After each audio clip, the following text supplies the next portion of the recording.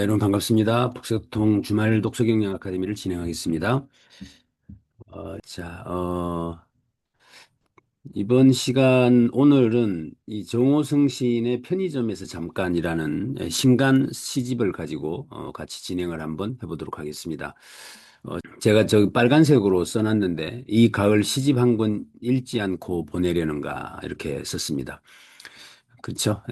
이제 건조해지기 시작하는데 이때 이 시집 한 권 정도 읽어주는 것은 우리 마음에 로션을 바르는 것이다 이렇게 생각을 합니다. 시집 한번 같이 읽어보시고 그 가을에 시상이 좀 많이 떠올라서 그 글도 좀 많이 써보시고 이참에 뭐 시집도 한 권 내시고 이렇게 하시면 다들 좋겠다 싶습니다.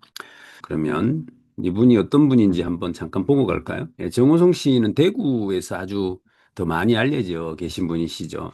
경상남도 하동에서 태어나셨는데 대구에서 크셨고 개성중학교를 나오시고 대륜고등학교를 졸업하셨습니다. 경희대학교 국어국문학과를 졸업을 하셨죠. 경희대학교 출신이 그 유시화 시인도 경희대 국문학과 출신이어서 1972년에 한국일보 신춘문예에 당선이 되셨고, 뭐 그 외에도 이렇게 쭉 하시다가 단편 소설도 쓰셨고, 서울의 예수, 새벽편지 뭐 이렇게 하시다가 샘터 기억나세요? 옛날에 꼭 이거 뭐 한 권씩 들고 버스 타고 뭐 이랬던 기억이 있는데 그런 그 샘터의 편집부에 근무를 하셨던 분이십니다. 어, 여기 보면 눈물이 나면 기차를 타라. 항아리, 첫눈 오는 날 만나자, 바다로 날아간 까치, 뭐 이런 등등의 또 내가 사랑하는 사람 모닥불 뭐 이런 글들을 남기셨던 분이 바로 정호 선생님이시고 대규 대료 그동안 활동 안 하시다가 최근에 작품을 내셨습니다. 나는 패배가 고맙다. 내게 패배가 없었다면 나를 사랑할 수 없었다. 살아남을 수 없었을 것이다. 살아남기 위해 패배한 것은 아니지만 나는 패배했기 때문에 살아남았다. 한때는 패배했기 때문에 분노의 절벽에서 뛰어내리고 싶었으나 분노도 가을바람과 같은 것이었다. 그래도 나는 무조건 항복하지는 않았다. 인생에 패배자는 없다는 말도 믿지 않았다. 내게 패배가 없었다면 나는 당신을 사랑할 수 없었을 것이다. 내가 패배했기 때문에 당신은 나를 사랑할 수 있었다. 이 제목을 보면서 자기도 한편 이렇게 써보는 그런 기회를 제공하죠. 어, 사실 어떻습니까? 우리 살면서 여러 가지로 이제 실패도 하고 패배도 하고 하는데, 어, 그것을 잘 이겨냈다. 뭐 이렇게 이야기를 하면 나를 위로하는 글이 될는지 모르지만, 오히려 그 패배가 고맙다. 이렇게 이야기를 하고 있습니다. 그래서, 어, 내가 패배했기 때문에 당신은 나를 사랑할 수 있었다. 여기서 당신이 누군지 잘 모르겠어요. 누굴 것 같아요? 요즘 그 우리 세대만 해도 뭐 실패는 성공의 어머니다 뭐 이런 식의 이야기를 많이 했는데 요즘 젊은 사람들은 좀 안 그런 것 같아요. 요즘은 패배하면 끝이에요. 그러니까 재기의 기회가 잘 주어지지 않는 사회. 그래서 한 번 넘어지면 끝인 게 쉽게 말하면 한 번 비정규직이면 평생 비정규직이에요. 한 번 중소업체 다니면 평생 중소업체 다녀야 돼. 이 신분이 전환되지 않는. 그래서 패배에 대한 인식이 좀 달라져 있기는 하지만 에, 어, 이분도 그 이런 생각을 한번 하시는구나 이런 생각을 해보는. 자, 다음에 진심에 대하여 진심은 입이 없다. 진심은 말을 하지 않는다. 진심이라고 말하는 순간 진심이 아니다. 진심은 귀가 없다. 진심은 소리가 없다. 말하지 않아도 듣고 들리지 않아도 듣는다. 진심은 눈이 없다. 보이지 않아도 본다. 진심은 보여주는 순간 진심이 아니다. 사랑은 가고 분노만 남아도 진심은 분노하지 않는다. 분노의 겨울에도 꽃을 피운다. 근데 솔직히 말하면 뭐 내가 이런 말 잘 안 하는데 뭐 이렇게 하면서 아무튼 요새 뭐 진심이라고 하면서 말하는 사람들 부쩍 많이 늘었는 것 같은데 진심은 진심이라고 말하는 순간 진심이 아니다. 이거 말로 할 수 있는 것은 도가 아니다라고 하는 이야기하고 같은 것 같아요. 이런 것을 우리가 볼 수 있습니다. 실상 그렇죠. 우리가 도라고 하는 것을 도라고 할 수 없고, 뭐 선하다고 하는 것을 선하다고 할 수도 없고, 진심이라고 하는 것을 진심이라고 할 수도 없는 이런 것들을 우리가 곧잘 목격하게 되는데 자, 어리석음에 대하여 다분히 제목이 어떻습니까? 좀 교훈적이다. 살아온 삶에서 뭔가를 이렇게 메시지를 찾아내고 있구나라는 생각이 듭니다.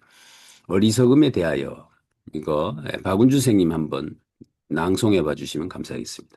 네, 어리석음에 대하여 사람들이 나를 어리석다고 말할 때마다 나는 생각한다. 어리석기 때문에 현명하다고. 어리석음은 나를 현명하게 한다고. 오늘도 배가 고파 밤송이를 통해 삼켜버려도 전세 보증금을 돌려받지 못하고 이사를 가도 어리석음은 나의 재산이다. 어리석은 현명함은 나의 유일한 재산이다. 잃는 것이 얻는 것이라고. 심장에 칼이 꽂힌 채 눈길을 그르면 부자에게 돈을 빌려주고 돌려받지 못한 어리석은 사람만이 내 손을 잡아준다. 사람이 어리석어서 죽는 것이 아니라 어리석어서 살아가는 것이라고.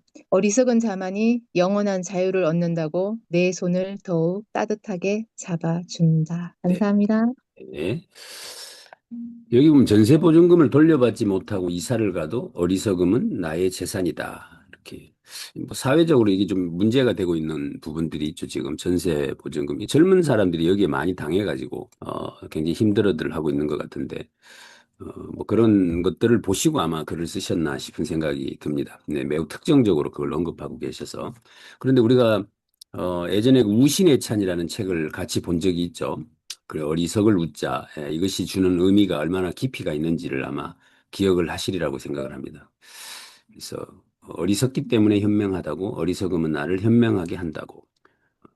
그런데 막상 그 저런 입장에 있는 사람들 보고 네가 어리석어서 현명한 거다 뭐 이렇게 이야기했을 때 이게 얼마나 수용되는지는 잘 모르겠어요. 근데 아무튼 살아놓고 보면 때로는 어리석은 것이 사는 지혜일 수도 있겠구나. 그래서 뭐 아는 척 안 하고 뭔가 부족한 듯하고 이런 태도를 취하는 것이 또 삶에서 때로는 필요하기도 하다 이런 생각도 해보게 됩니다. 추락 술잔을 앞에 놓고 추락을 경험해 보지 못 않은 새는 날지 못한다. 비상이 추락이 되는 순간 추락하는 자신을 미워하지 않는다. 이별을 경험해 보지 않은 자는 사랑하지 못한다. 사랑이 이별이 되는 순간 이별하는 당신을 미워하지 않는다. 이별 또한 사랑하는 마음에 속한다. 추락할 때 새는 날개에 힘을 주지 않는다. 바람이 불어오기를 기다리지 않는다. 오직 북풍을 미워한 죄 사함을 청한다. 이별은 다시 만날 것을 약속하지 않는다. 핸드폰을 강물에 빠뜨려도 건지지 않는다. 오직 사랑한 죄밖에 없어도 죄 사함을 청한다. 술잔을 앞에 놓고 우는 사람을 보면 그 사람 곁에 가 앉고 싶다. 술잔을 앞에 놓고 눈물 흘리는 사람을 보면 그 사람과 말없이 술을 마시고 싶다. 술잔을 앞에 놓고 울다가 웃다가 술잔을 바닥에 떨어뜨리는 사람을 보면 그 사람의 술잔이 되어주고 싶다. 술잔을 앞에 놓고 우는 사람을 보면 그 사람 술값을 내가 계산하고 싶다. 나도 사랑도 돈도 없이 빈 술잔을 앞에 놓고 혼자 울던 때가 있었다. 나도 사랑도 돈도 없이 빈 술잔을 앞에 놓고 혼자 울던 때가 있었나요? 자, 어, 이시 굉장히 좋죠. 학습하기에. 왜냐하면 이 상호 배반적인 어떤 것들을 연관성 있게 글로 표현을 해 주셨죠. 추락을 경험해 보지 못한 새는 날지 못한다. 넘어져 보지 못한 아이는 걸을 수 없다. 같은 말이죠. 예, 비상이 추락이 되는 순간 추락하는 자신을 미워하지 않는다. 한번 날려고 날개짓을 했는데 떨어졌어요. 그때 자기가 추락하는 것을 미워하지 않는다. 왜요? 추락을 경험해 봤기 때문에, 그러니까 넘어져 봤기 때문에 넘어지는 것을 미워하지는 않죠. 우리가 살다가 실패를 해도 그 실패가 성공을 위해서 가는 길이다라고 생각을 하면 그 실패를 슬퍼하지 않는 것처럼 추락을 해도 자신을 미워하지 않는다. 얼마나 멋있습니까? 이런 시 정도 이런 거 하나 좀 기억하셨다가 누군가에게 문자 메시지를 한번 보내보시면 좋을 것 같아요. 이별을 경험해 보지 않은 자는 사랑하지 못한다. 사랑이 이별이 되는 순간 이별하는 당신을 미워하지 않는다. 추락할 때 새는 날개에 힘을 주지 않는다. 와, 이거는 경지입니다. 제가 볼 때는. 그죠? 도의 경지에 다다른 거죠. 추락할 때 새는 날개에 힘을 주지 않는다. 넘어질 때 안 넘어지려고 빠둥거리고 하는 거, 이거 뭔가 좀 안쓰럽잖아요. 근데 시원하게 한번 탁 넘어지고, 그리고 나서 탈탈 털고 일어나고, 에, 어떤 그런 그 도의 경지에 도달한 모습이 느껴지는 이별은 다시 만날 날을 약속하지 않는다. 그렇죠. 다시 만날 날을 약속했다면 그건 이별이 아니죠. 이별은 그야말로 떨어지는 겁니다. 그러니까 다시 만날 날을 약속하지 않습니다. 핸드폰을 강물에 떨어뜨려도 건지지 않는다. 오직 사랑한 죄밖에 없어도 죄 사함을 청한다. 아, 이건 오직 사랑한 죄밖에 없는데 죄 사함을 청한다. 내가 당신을 사랑해서 미안합니다. 와, 이거 멋있는 문장 아닙니까? 네, 내가 사랑해서 미안합니다. 네. 이 시 꼭 기억을 한번 해보시면 좋을 것 같습니다. 빈술병. 빈 술병. 나는 빈 술병만 보면 꽃을 꽂는다. 빈 술병에 꽃을 꽂으면 죽은 꽃이 살아난다. 죽은 모든 꽃이 살아나 향기롭다. 죽었다가 다시 살아나는 꽃을 보면서 나는 빈 술병에 가득 든 술을 마신다. 밤새도록 마신다. 마시면 마실수록 빈 술병에는 술이 가득하다. 부디 말리지 마라. 나를 사랑한다고 걱정하지 마라. 나에게도 만치의 순간이 나의 일생일 때가 있다. 죽은 꽃이 계속 피어날 때가 있다. 시 낭송하시기에 보이스가 아주 좋으신데요. 네. 네. 나는 빈술병만 보면 꽃을 꽂는다. 빈술병에 꽃을 꽂으면 죽은 꽃이 살아난다. 이게 지금 술에다가 꽃을 꼽은 거예요? 아니면 그냥 꽂은 거예요? 아니면 물을 담아놓고 꽂은 거예요? 이게 지금 어, 나는 빈술병에 가득 든 술을 마신다. 저기 보면 어, 나는 빈술병만 보면 꽃을 꽂는다. 이 문장이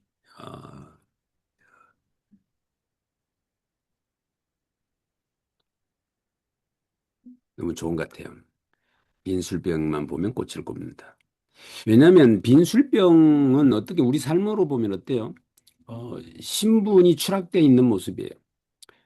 이제 20원 정도의 가치밖에 없는 요새는 그것조차도 요즘은 안 하려고 하죠. 그러니까 아무짝에도 쓸모없는 옛날에는 뭐 참기름이라도 여기다 담고 막 이러려고 막 그걸 모으고 어디 가게 가지고 가면 얼마라도 뭐 이렇게 하려고 하는 지금은 그냥 버려지는 존재인데 거기다 꽃을 꼽는 그 마음이라는 것이 꽃을 살리기 위함이라기보다는 꽃이 꽂혀 있는 빈병이라는 것이 또 다른 모습으로 재탄생하죠. 이런 점에서 빈술병에 꽃을 꼽는다라는 말은 그렇게 지금 살고 싶은 마음이 녹아져 있는 거 아닌가 하는 생각을 해보게 하는 그런 시인 것 같습니다. 낙엽을 쓰는 사람. 이분은 오연숙 선생님 한번 읽어봐 주시겠습니까? 낙엽을 쓰는 사람, 내가 되고 싶은 사람은 낙엽을 쓰는 사람, 낙엽을 쓸면서 마지막으로 가을이 되는 사람, 내가 되고 싶은 사람은 낙엽을 쓸면서 웃는 사람, 낙엽이란 낙엽은 모두 쓸며 웃다가 낙엽 쓸던 빗자루가 되는 사람, 내가 되고 싶은 사람은 쓸어모은 낙엽을 태우는 사람, 낙엽을 태우다가 그만 불타는 낙엽이 되는 사람. 감사합니다. 거의 낙엽을 쓰는 사람. 혹시 남이섬에 가보신 적 있으세요? 남이섬. 남이섬의 대통령이 이제 강우연이라는 분이죠. 그분 이제 한번 제가 예전에 한 번 만나본 적이 있는데 그분 만나면 그 남이섬의 청소부는 다 누군지 아세요? 그 남이섬의 청소부는 다 화가들의 은퇴하신 분들이에요. 그러니까 이 사람들이 나뭇잎을 쓰는데 그냥 빗자루질을 하는 게 아니라 그 나뭇잎을 쓸어서 그림을 그려요. 그러니까 밑에 다 하트 모양도 만들어 놓고 막 이렇게 하는 거죠. 그러니까 이제 사람들이 와서 사진을 찍고 뭐 이렇게 하는 거예요. 그러니까 이 강우현 선생님 이야기가 낙엽을 쓸어서 버리려고 생각할 게 아니라 그 낙엽을 가지고 그림을 그리려고 하는 사람. 이 개념을 이제 적용하신 걸 제가 한번 본 적이 있는데 내가 되고 싶은 사람은 낙엽을 쓰는 사람이다. 낙엽을 쓸면서 마지막으로 가을이 되는 사람이다. 내가 되고 싶은 사람은 낙엽을 쓸면서 웃는 사람이다. 아마 낙엽을 쓸 때 굉장히 많은 생각들을 떠올릴 수 있을 것 같고, 그렇습니다. 네. 자, 연필을 깎으며, 새벽에 홀로 일어나 찬물에 세수를 하고, 연필을 깎으며 나를 깎는다. 죽은 나뭇가지 같은 분노를 깎는다. 너의 손을 잡고 절벽 아래로 뛰어내리고 싶었던 내 분노의 눈물을 가늘게 깎는다. 피는 나지 않는다. 결코 칼을 내려놓지 않았던 분노에 가득 찬 손이 고요해진다. 싸락싸락 창밖에는 싸락눈 걸어오는 발소리, 분노의 강을 건너며 거칠게 소용돌이 치던 물결 소리가 고요하다. 사각사각 새벽에 홀로 일어나 연필을 깎으며 나를 미워하던 나에게 용서를 청한다. 이거 연필을 깎으면 피가 나지 않는다. 이 표현은 굉장히 좋습니다. 분노에 가득한. 자, 이게 이제 시집에 나왔던 그 편의점에서 잠깐. 이거 김성곤 선생님이 우리 그 카톡방에 올려주셨던데, 편의점에서 잠깐. 일단 제목을, 왜 이 시를 제목으로 했을까? 이거 한번 생각하시면서 보시면 좋겠는데, 편의점이 어디죠? 우리가 편의점 언제 가죠? 예, 그 마음으로 한번 보시면 좋겠고. 근데 잠깐이라는 단어, 이것도, 편의점은 우리가 잠깐 가죠. 근데 그 편의점에서 그나마 잠깐이기 때문에 굉장히 뉘앙스가 우리에게 주는 어떤 느낌들이 좀 다른 것 같아요. 그래서 이 시를 우리 윤선아 선생님이 한번 읽어봐 주시면 좋을 것 같습니다.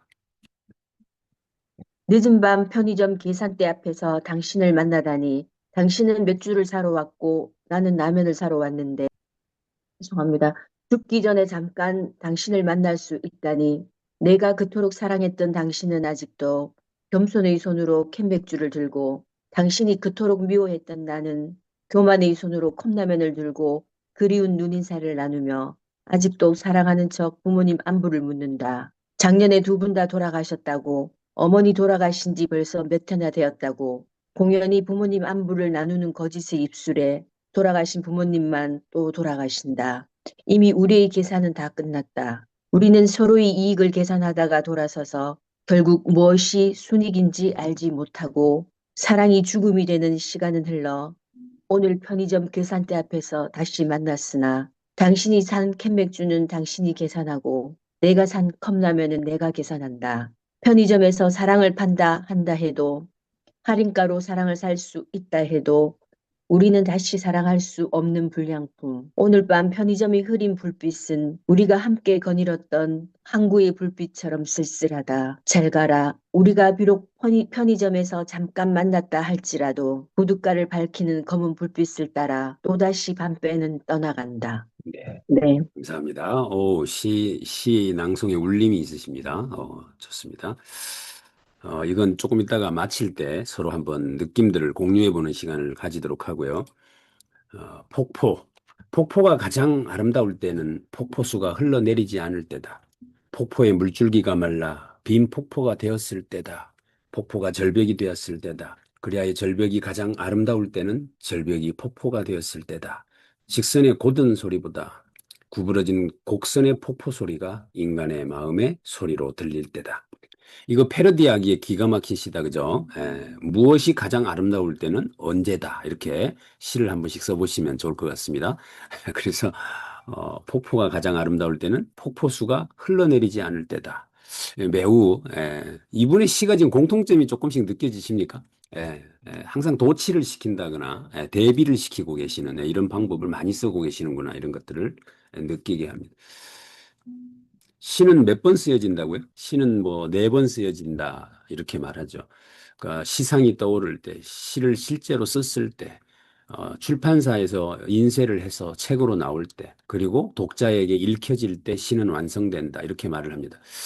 사실 시집을 읽을 때 그 느낌 그대로 그냥 간직하시는 게 맞을는지 모릅니다. 시는 다양하게 해석된다는 데서 가장 큰 의미를 가질 수 있죠. 시를 쓴 사람의 의도와 무관하게 그렇습니다. 제가 이 폭포라는 시를 타이핑을 하면서 제가 여행을 한다면 테마 여행을 한번 한다면 꼭 해보고 싶은 것이 하나 있는데 그게 전 세계에 폭포를 한 번씩 다녀오는 거예요. 그래서 한번 사진을 한번 찾아봤어요, 일부러. 그래서 이과수 폭포 다녀오셨나요? 그다음에 빅토리아 폭포, 그다음에 나이아가라 폭포. 여기는 다들 많이 다녀오시는 것 같고, 그다음에 베네수엘라의 앙헬 폭포. 그래서 뭐 요즘 세계 5대 폭포, 세계 10대 폭포 이런 것들이 있죠. 그래서 이런 테마 여행을 한번 해보시는 것도 좋겠다 생각이 들었습니다. 자, 담배꽁초. 자, 이 시는 우리 김선옥 선생님이 한번 읽어봐 주시면 좋겠습니다. 담배꽁초, 짓밟지 마라 함부로. 나도 한때 뜨거운 사랑의 불꽃이었다. 내 비록 불꽃은 꺼지고 재를 날리고 길바닥에 내던져 섰으나 기억하라. 비를 맞으며 담벼락에 기대어 서로 뜨겁게 사랑했던 비오는 날의 순간을. 모든 순간의 영혼을 나는 당신을 위해 타오르는 영원한 불꽃. 나에게는 아직 당신의 가슴을 뜨겁게 지필 젊은 날의 사랑이 남아있다. 립스틱 붓게 바른 당신의 부드러운 입술이 남아있다. 다들 시 낭송하시는데 다들 울림이 있으세요. 이거 안도현 선생님의 연탄재라고 하는 시가 약간 냄새가 나는 그런 시긴 하지만 굉장히 또 느낌이 아주 여운이 깊은 짓밟지 마라 함부로 나도 한때 뜨거운 사랑의 불꽃이었다. 안도현 선생님은 뭐라고 하죠? 연탄재 발로 차지 마라. 니는 언제 그만큼 뜨거운 적이 한 번이라도 있었느냐? 이렇게 물으셨는데 이분은 나도 한때 뜨거운 사랑의 불꽃이었다. 이렇게 말하고 있습니다. 어떻습니까? 그렇게 뜨거웠던 적들이 있으십니까? 길바닥에 내던져졌으나 기억하라. 비를 맞으며 담벼락에 기대어 서로 뜨겁게 사랑했던 날. 비 오는 날 담벼락에서 키스를 해보신 적 있으십니까? 그게 지금 연상이 되는 어, 립스틱 붉게 바른 당신의 부드러운 입술 자국이 남아있죠. 와우. 담배꽁초 이게 장난 아니네, 그죠? 그러니까 뜨거운 적도 있었죠. 거기다 그 어떤 사랑을 나누었던 거기다가 이 진한 키스 자국까지 남아있는 듣고 보니까 대단합니다. 그래서 앞으로 담배꽁초를 함부로 발로 비빈다거나 그런 거 하지 않으셨으면 좋겠습니다. 짓밟지 마라. 벚꽃. 꽃은 죄가 없다. 꽃을 바라보는 인간에게는 죄가 있다. 만개한 벚꽃을 배경으로 저마다 스마트폰으로 사진을 찍으며 스스로 꽃이 되었다고 여기는 스스로 아름답다고 득이만면하는 인간에게는 죄가 많다. 바람이 불어오지 않아도 벚꽃이 소리 없이 꽃잎을 떨어뜨리는 것은 죄 많은 인간이 보기 싫기 때문이다. 와우. 벚꽃이 떨어지는 이유를 여지껏 몰랐는데 이제 알았습니다. 인간이 보기 싫기 때문이다. 꽃은 아름다움을 잠시 빌려줬을 뿐 인간을 아름답게 한 적은 없다. 죄의 꽃으로 태어나 인간의 죄를 이음답게 한 적이 없다. 이것도 아주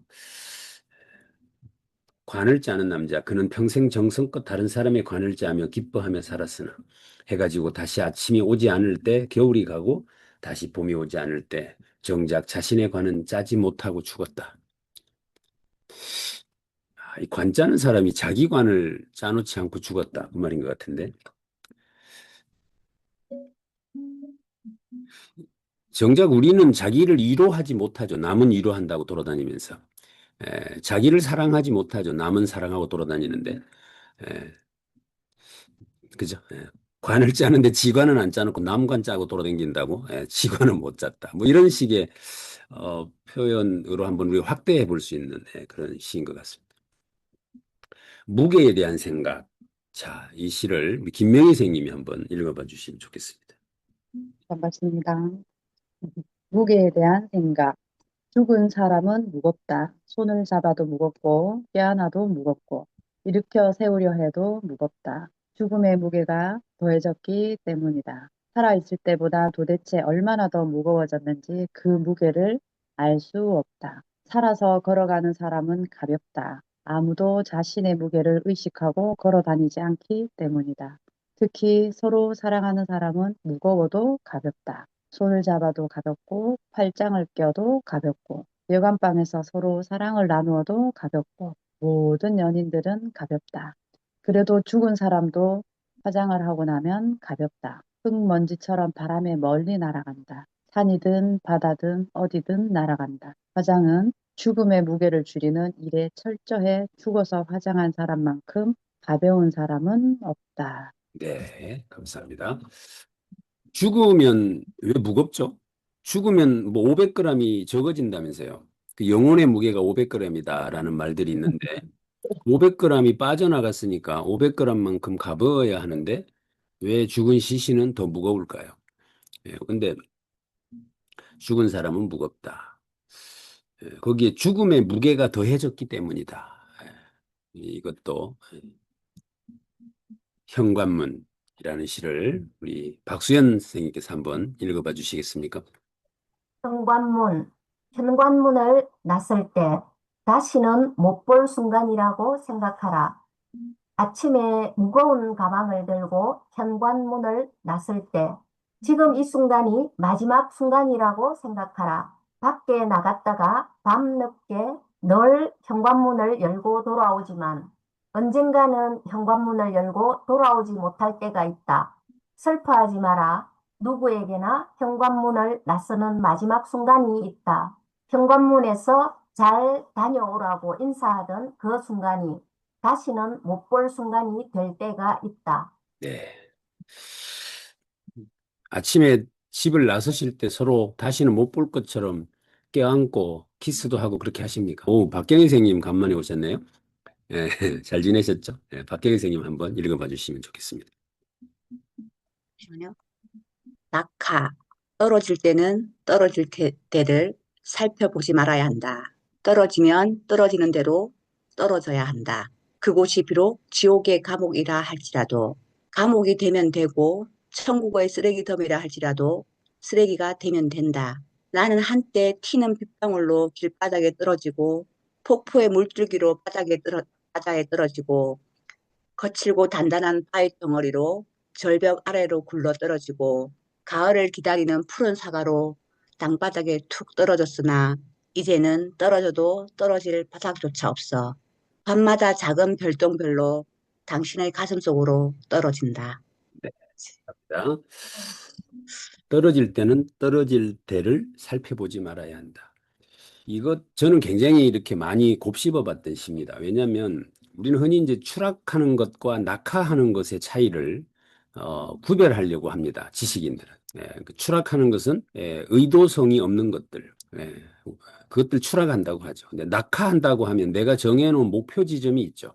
군인들이 낙하산을 타고 내려올 때는 자기가 내려야 될 착지 지점이 정확합니다. 그래서 인생을 이 모양적으로 볼 때는 높은 곳에서 밑으로 내려오는 것은 똑같은데 추락하는 것과 낙하하는 것의 차이, 이것을 가지고 말장난을 치고 이게 이제 우리 지식인들의 모습들이죠. 근데 이분은 지금 낙하라는 시를 통해서 떨어질 때는 떨어질 때를 살펴보지 말아야 한다. 떨어지면 떨어지는 대로 떨어져야 한다. 그래서 한번 단어로 기억을 해보시는 것도 좋겠습니다. 떨어질 때는 떨어질 때를 살펴보지 말아야 한다.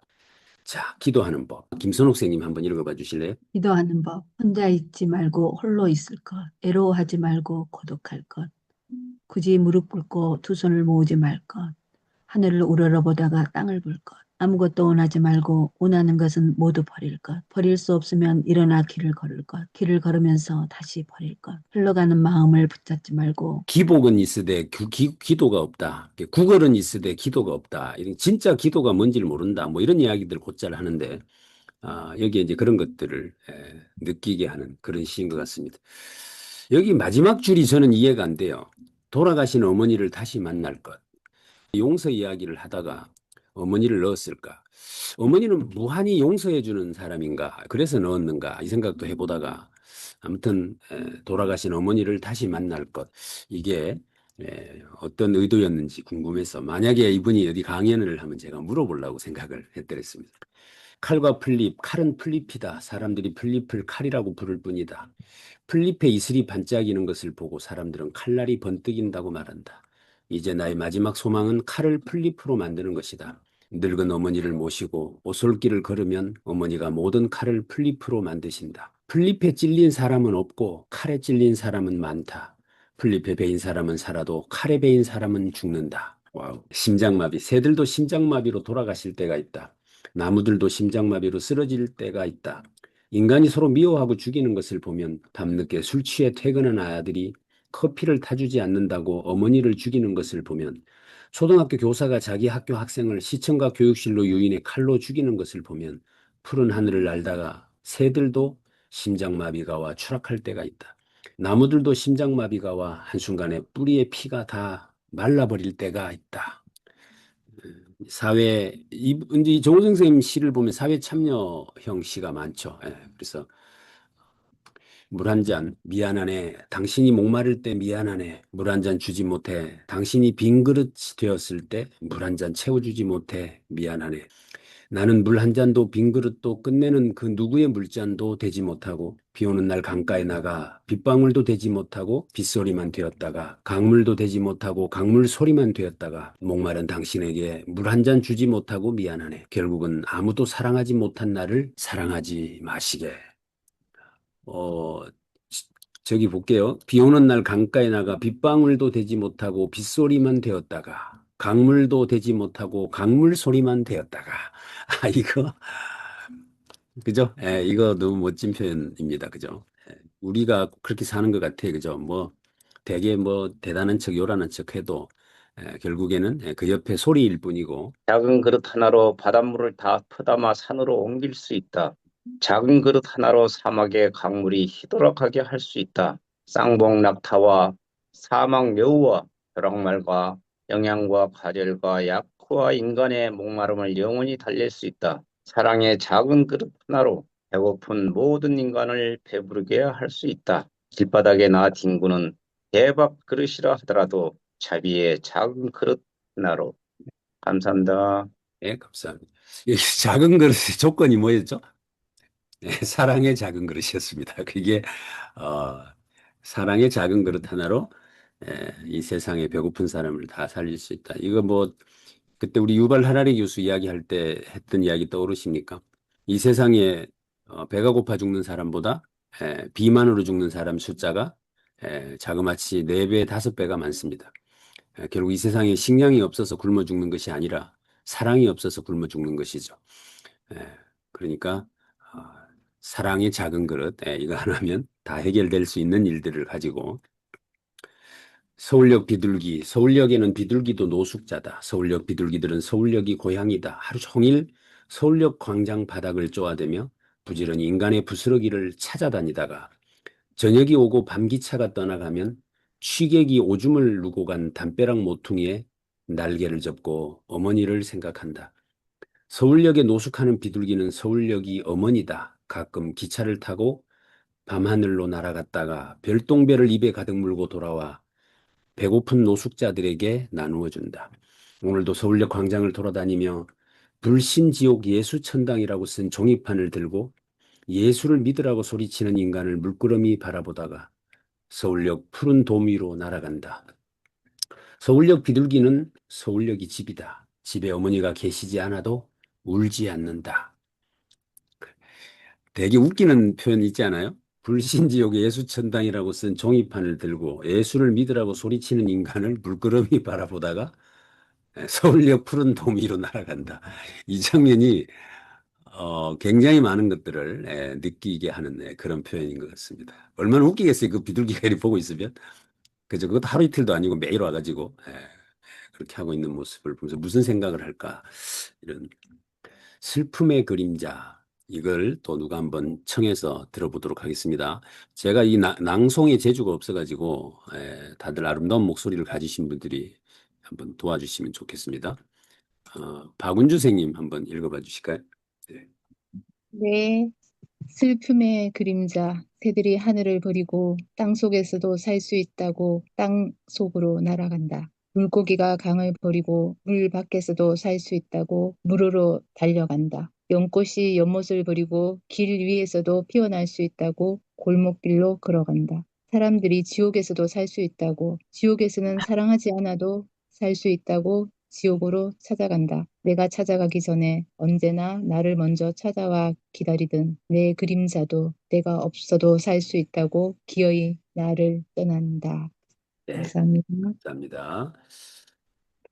하늘을 버리고 땅 속에서도 살 수 있다고 땅 속으로 달려간다. 물고기가 물 속으로 달려간다. 물으로 강을 버리고 물로 달려간다. 천벌. 봄이 오면 나는 천벌을 받을 것이다. 사랑은 천벌이므로 기꺼이 당신의 천벌을 받으며 행복해질 것이다. 낙엽이 떨어지고 다시 진달래가 피어도 나는 천벌을 받으며 기뻐할 것이다. 당신은 사랑이므로 그 어떤 천벌이라도 기꺼이 감수할 것이다. 사랑하는 사람들은 모두 천벌을 받은 것이다. 모든 사랑은 악의가 아니고 악행이 아니므로 나는 이제 당신의 천벌을 두 손으로 공손히 받들고 나눌 것이다. 물속의 달. 이것도 한번 읽어보도록 하겠습니다. 네, 물속의 달. 부디 나를 사랑하지 마세요. 당신이 아무리 사랑한다고 고백해도 물결 위에 바람이 한번 지나가면 나는 사라져요. 부디 헛된 인간의 혀로 나의 이름을 부르지 마세요. 나는 잠시 지상으로 내려온 달 그림자일 뿐. 단 하룻밤이라도 나를 가지려 하지 마세요. 나는 물도 아니고 달도 아니에요. 당신이 나를 가지려고 강물 속으로 뛰어드는 순간 나는 사라져요. 나는 개구리와 풍뎅이와 두꺼비와 잠자리와 물거미를 사랑할 뿐 당신은 사랑하지 않아요. 오늘도 나를 가지려고 하다가 한 사람이 물에 빠져 죽었어요. 감사합니다. 감사합니다. 마침내 사랑을 잃었어요. 사랑을 잃고 기도를 얻었어요. 마침내 기도를 잃었어요. 기도를 잃고 눈물을 얻었어요. 마침내 눈물을 잃었어요. 눈물을 잃고 사막을 얻었어요. 마침내 모든 것을 얻기 위해 모든 것을 버렸어요. 모든 것을 사랑하기 위해 모든 증오를 잊었어요. 사랑한다고 말했지만 사랑하지는 않았어요. 사랑하지는 않았지만 만나기는 했어요. 만나기는 했지만 보고 싶지는 않았어요. 그날 성당에도 같이 갔지만 기도하지는 않았어요. 운주사에도 같이 갔지만 외불림을 찾아뵙진 않았어요. 제부도에도 같이 갔지만 섬이 되지는 않았어요. 키스는 했지만 내 입술은 없었어요. 사랑은 나누었지만 내 가슴은 없었어요. 깊어가는 가을밤에 별 하나를 가리키며 나의 별이라고 노래했지만 그 별을 바라보지는 않았어요. 언제나 나의 필요를 위해 그가 필요했을 뿐 필요가 사랑을 결정해 주지는 않았어요. 고백입니다. 고백. 이거 한번 사랑하는 사람에게 고백을 한번 해보십시오. 이게 숨이 탁탁 막히는 글입니다. 사랑한다고 말했지만 사랑하지는 않았어요. 만나기는 했지만 보고 싶지는 않았어요. 여러분들 아침에 출근해가지고 직장에 가 계시면 막 보고 싶으세요? 가족이? 그러면서 말로는 사랑한다고 하시죠. 그러니까 성당도 같이 가고 운주사도 같이 가고 제부도도 같이 갔지만 제부도에 가서 섬이 되지 않았어요. 키스는 했지만 내 입술은 없었어요. 어떠세요, 지금? 이 가을이 좀 그래도 따뜻해지겠다 이런 생각이 드십니까? 아마 그러실 것 같아요. 그래서 올 가을에는 키스는 했지만 내 입술은 없었어요. 뭐 이런 소리 하지 말고 깊어가는 가을밤에 별 하나를 가리키며 나의 별이라고 노래했지만 그 별을 바라보지 않았어요. 이런 이별의 기도. 다시 만나요, 당신. 지켜주지 못해 미안해요. 당신 가시는 곳 어디든 내가 곧 뒤따라 가겠어요. 이별의 아픔 속에서만 사랑의 깊이를 알게 돼. 이제야 당신이 얼마나 나를 사랑했는지 뒤늦게 알아차리고 혼자 가게 해서 미안해요. 다정히 손잡고 함께 가지 못해 미안해요. 먼저 가서 조금만 기다려주세요. 기다림 없는 사랑은 없으므로 기다릴 줄 모르면 사랑할 줄 모르는 것이므로 나도 당신 뒤를 따라갈 날을 기다리겠어요. 언제나 사랑을 미루지 않으신 당신, 언제나 지금 이 순간 나를 사랑하신 당신, 당신은 울지 말아요. 사랑하는 단 한 번의 이별이 있다기에 천년을 함께 살아도 단 한 번은 이별해야 한다기에. 여기서 이별이 지금 그냥 남녀가 이별하는 게 아니죠. 제가 그림을 잘못 넣은 것 같아요. 그래서 자, 찬밥을 또 한번 청해서 듣도록 하겠습니다. 어머니가 돌아가신 뒤 내가 먹는 모든 밥은 찬밥이다. 밥솥에서 금방 푼 밥도 식당에서 사 먹는 공기밥 한 그릇도 밥 뚜껑을 여는 순간 차갑게 식어 있다. 요즘 내가 먹는 밥에는 기다림이 없다. 한겨울 폭설이 내린 날 안방 아랫목에 이불을 덮어놓고 나를 기다리던 어머니의 밥 한 그릇, 그 따스한 온기가 없다. 찬밥을 먹으면 창밖에 찬비가 내린다. 좀처럼 그치지 않는 겨울비처럼 찬밥을 먹으면 인생도 찬밥이다. 누구는 죄가 많아 죽는다고 하지만 나는 죄가 많아도 아직 살아 찬밥을 먹는다. 제가 이거 사진을 검색하다 보니까 그날 엄마는 찬밥을 몰래 버리셨다라고 하는 쇼츠가 뜨더라고요. 저 내용이 뭐냐면 딸이 애를 키운다고 막 바둥거리고 동동거려요. 그때 이제 찬밥이 남아 있었던 거예요. 그 밥을 엄마 그 가만둬 내가 그냥 나중에 먹을 거야 이렇게 하니까 그 엄마가 그 찬밥을 버려버린 거예요. 그래서 왜 버렸냐 이제 이 이야기를 하는 과정에 내가 너를 찬밥 먹여서 키우지 않았다. 근데 네가 왜 찬밥을 먹느냐 뭐 이런 이야기입니다. 그러니까 이제 그 딸 입장에서는 얼마나 감동입니까, 그죠? 내가 너를 찬밥 먹여서 키우지 않았는데 왜 남은 찬밥을 먹느냐? 이렇게 이야기하는 내용의 어떤 그런 내용이더라고요. 그래서 어떤 그런 느낌들이 이 글 속에도 있는 것 같아요. 자, 마지막 희망. 마지막 희망. 나는 시들어도 꽃은 시들지 않기를 바란다. 꽃봉오리가 피어나지도 못하고 꽃병에서 시드는 것을 보면 꽃이 시들기 전에 내가 먼저 시들기를 바란다. 나는 사라져도 아침 이슬은 사라지지 않기를 바란다. 아침 이슬이 풀잎하고 사랑도 나누지 못하고 사라지는 것을 보면 아침 이슬이 사라지기 전에 내가 먼저 사라지기를 바란다. 나는 햇살에 녹아도 눈사람은 녹지 않기를 바란다. 눈사람이 하루도 제대로 살지 못하고 녹아내리는 것을 보면 감사합니다. 시인의 그 관찰력, 관점 이런 것들이 여실히 느껴지는 그런 내용이죠. 여기 보면 아침 이슬이 사라지기 전에, 그러니까 아침 이슬이 풀잎하고 사랑도 나누지 못하고 사라지는 것. 이거 보통 예사롭지 않은 관찰력입니다. 그죠?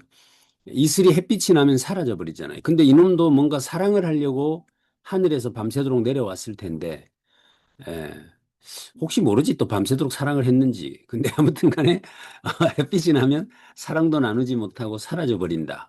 이런 표현들이 이게 이 어떤 이 관찰력이 필요한데 우리가 이번 가을에 이런 어떤 생각을 가지고 자연을 좀 보시고 이렇게 하면 아주 멋진 이런 글들이 만들어지겠구나, 쓰여지겠구나 이런 생각을 해봅니다. 풀잎이 쓰러진다. 폭풍 후에 쓰러졌다가 다시 쓰러진다. 집이 흔들리고 거리가 흔들리고 가로수가 흔들린다. 키 큰 왕벚나무가 뿌리채 뽑혀 쓰러진다. 자동차가 물에 잠겨 떠다니고 풀잎도 물에 잠겨 보이지 않는다. 사람들이 지붕 위에 올라가 울고 있다. 며칠 뒤 해가 뜨고 물이 빠진다. 쓰러진 왕벚나무가 트럭에 실려 어디론가 사라지고 사람들이 다시 지하철을 타려 한다. 죽은 줄 알았던 풀잎이 서서히 고개를 치켜든다. 키 큰 나무들은 쓰러져 일어나지 못해도 풀잎은 일어나 하늘을 우러른다. 비바람이 나를 쓰러뜨리는 것은 다시 일어나라고 쓰러뜨리는 것이라고 울고 있는 사람들의 손을 잡는다. 뭔가 좀 힘든 사람들이 있으면 이런 시 한 편 보내시면 좋을 것 같습니다. 자, 제가 이제 하여간 이렇게 선별한 시는 다 읽어봤고요. 마지막에 이제 이 시에 대한 평론이 들어가 있습니다. 그래서 그 내용 간단하게 소개드리고 시의 그릇에는 세 개의 물살을 주어 담을 수 없다는 낭패감, 삶이 시의 자리를 궁지로 내몬다는 불안이 함께 담긴다. 황혼기에 접어든 정호성의 시에서 이러한 곤경이 더욱 생생하게 드러나는 것은 세 개의 물살이 갈수록 거세어지기 때문만이 아니라 시의 자리가 삶과 함께 끊임없이 이동 중이라는 말년의 자각에서 비롯되었다. 뭔 뜻인지는 모르겠는데 말이 참 멋있다라는 생각이 들죠. 그러니까 그런데 여기 이제 곰곰이 한 두 번, 세 번 읽으면 이게 확 와닿습니다. 그죠? 시의 그릇에는 세 개의 물살을 주워 담을 수 없다는 낭패감. 그러니까 세상은 엄청나게 변화하는데 내가 몇 줄의 글로 그것을 담아낼 수 없죠. 거기서 오는 그 어떤 답답함 같은 게 있어요. 글 쓰는 사람들이. 그죠? 이제 이것을 주워 담을 수 없다는 낭패감, 삶이 시의 자리를 궁지로 내몬다는 불안이 함께 담긴다. 그런데 내가 어둡지 않게 그걸 표현을 하면 세상에서 내 시를 안 읽어주면 그래서 결국에 시가 아무것도 아닌 것처럼 치부되면 어떡할까라는 불안감도 있죠. 이 두 가지의 마음이 느껴진다. 시는 이 이야기를 쓰고 계십니다. 나이 들면 이미 자리 잡은 세계, 익숙한 삶의 방식에 정착하는 과정이라 생각하기 쉽지만 오히려 편안한 거주지를 상실하고 자신의 한계 밖으로 흘러넘치는 삶의 요구에 따라 동요하는 상태에 가깝다. 나이가 든다는 게 뭐냐 이제 이거죠. 익숙한 곳에 머물러 있는 게 나이 드는 게 아니라는 이야기를 지금 하고 있습니다. 거기서 과감하게 벗어나와서 거주지를 상실하고 자신의 한계 밖으로 흘러넘쳐야 한다. 이 이야기를 왜 이분이 이제 했을까를 보면 요새 이제 저번에 우리 김훈 작가도 이제 절필을 할 때가 되었다 이런 말을 하잖아요. 내가 나이 들어서 글을 쓰는데 자기가 그동안 가져왔던 명성이라는 게 있잖아요. 그것에 혹시 누가 될까 봐 펜을 들기가 겁이 납니다. 이게 사실은 그죠. 그렇게 되면 이제 절필을 하게 되는데 여기에서 이분은 그러지 않았다는 이야기를 지금 하고 계신 거죠. 근래 정호성의 시에서 미묘하게 다른 온도가 감지된다면 그것은 말년을 수락하는 시인의 자발적 동료, 달관과 예면 글면 사이에 불일치를 봉합하지 않는 태도에 기인한다. 이건 시인이 쓴 말이에요. 정호성 시인의. 신작 시집으로 15번째, 창비 시선으로는 12번째 시집이다. 시인에게는 그 무엇보다도 시집을 출간하는 일이 가장 기쁜 일이다. 내 인생에 15번의 큰 기쁨을 선물해 주신 절대자에게 감사드린다. 특별히 이번 시집 출간의 기쁨은 크다. 지난번 슬픔이 택배로 왔다 출간 이후 더 이상 시를 못 쓰게 될 줄 알았다. 50년 동안이나 시를 써내 시의 샘이 말라버렸고 누가 그 샘을 파묻어 버린 게 아니라 아예 수원지가 고갈되어져 있다고 여겼다. 와우. 시를 쓰기 시작하자 말라버린 시의 샘에 조금씩 물이 고이기 시작했다. 그 물을 꾸준히 퍼내자 샘은 마를 듯 하다가 마르지 않았다. 퍼내면 퍼낼수록 샘물이 자꾸 고여 이 시집을 출간하게 되었다. 이제 죽음이 찾아오지 않는 한 내 시의 샘은 마르지 않을 것이다. 인간이 시를 사랑한다기보다 보다가 인간을 사랑한다는 믿음이 더욱 커졌다. 이거는 그죠? 예, 또 이게 나이 들면 뭐 세상을 달관한 것처럼 막 이렇게 하는 게 아니라 또다시 뭔가에 도전하는 모습이 느껴져서 훨씬 더 울림이 큰 것 같아요. 이분이 1950년생이십니다. 그럼 지금 나이 연세가 어떻게 되셨죠? 그러니까 이제 근데 여기 보면 샘물이 마르지 않더라. 인간이 시를 사랑한다기보다 인간을 사랑한다는 믿음, 보다가 인간을 사랑한다는 믿음이 더욱 커졌다. 이렇게 쓰고 계십니다. 자, 이렇게 해서 시집을 한번 같이 만나보셨는데 여러분들 어떠셨는지 모르겠습니다. 우리 박수현 선생님 또 요약 정리해 주셔야죠.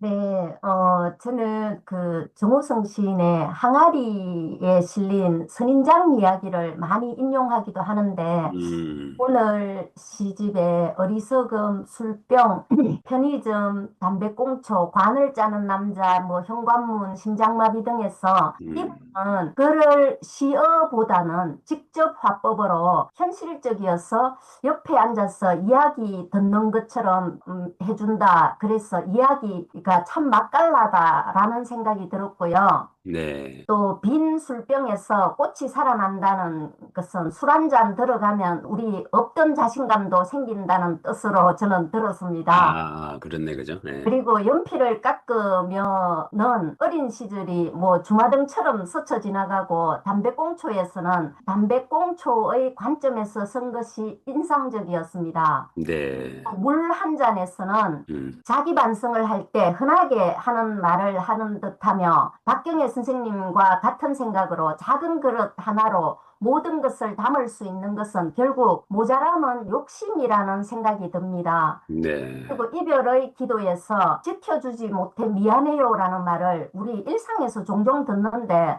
아무 상관없는 사람이 이 말을 할 때 과연 무슨 마음으로 저 말을 하지? 라는 생각이 들 때가 종종 있습니다. 그리고 그 채팅창에 오연숙 선생님이 비 오는 날 동해바다가 궁금해서 동해바다로 향하는 마음 걸어다니는 시이고 진정한 시인입니다. 감사합니다. 주말 독서경연 아카데미를 모두 마치도록 하겠습니다. 수고 많으셨고 아직 못 나눈 의견들은 채팅창에서 나눠주시면 좋겠습니다. 수고하셨습니다.